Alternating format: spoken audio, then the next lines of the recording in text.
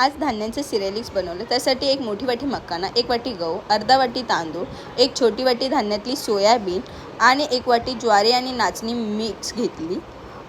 गॅसवर एक कढई गरम होण्यासाठी ठेवली. कढई गरम झाल्यानंतर तिच्यामध्ये घेतलेले गहू भाजण्यासाठी टाकले. गहू भाजताना गॅसचा फ्लो मीडियम ठेवला होता.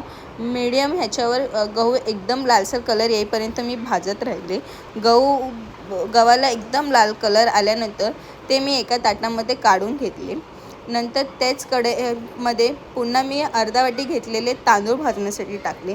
तांदूळ भाजतानाही गॅसचा फ्लो मीडियम ठेवला होता. तांदूळही थोडेसे लालसर होईपर्यंत मी भाजत राहिले. तांदळाला थोडा लाल कलर आल्यानंतर तेही मी एका ताटामध्ये काढून घेतले. नंतर त्याच्यामध्ये घेतलेली सोयाबीन भाजण्यासाठी टाकली. सोयाबीन ही मीडियम गॅसवरच भाजली. तीही भाजताना थोडीशी लाल झाल्यानंतर व्यवस्थित भाजून झाली वर मी काढून घेतली.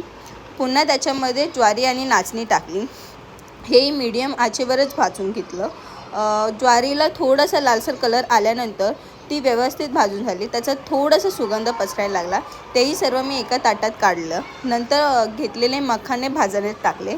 मखाने व्यवस्थित भाजले की नाही हे बघण्यासाठी ना एक मखाना घ्यायचा आणि तो छान फोडून बघायचा.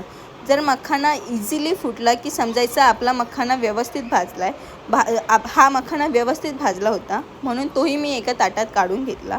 नंतर व्यवस्थित हे 20 मिनटं थंड व्हायला ठेवलं. मिक्सर जारमध्ये छान बारीक वाटून घेतलं आणि आपली जी गव्हाची चाळण आहे तिच्यामध्ये हे वाटलेलं सर्व चाळून घेतलं. हे चाळल्यानंतर खाली आपल्याला सर्व धान्याचं पीठ मिळालं. हे जे तयार झालेलं पीठ आहे व्यवस्थित एका काचेच्या बरणीमध्ये भरून ठेवलं. जर आपण कुठे बाहेर ट्रॅव्हलिंग करत असू तर हे आपल्याला इझिली कॅरी करता येतं आणि बाळालाही द्यायला एकदम सोपं पडतं.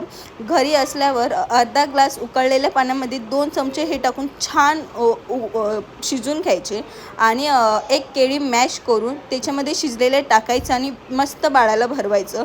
बाळ एकदम चवीने खातं.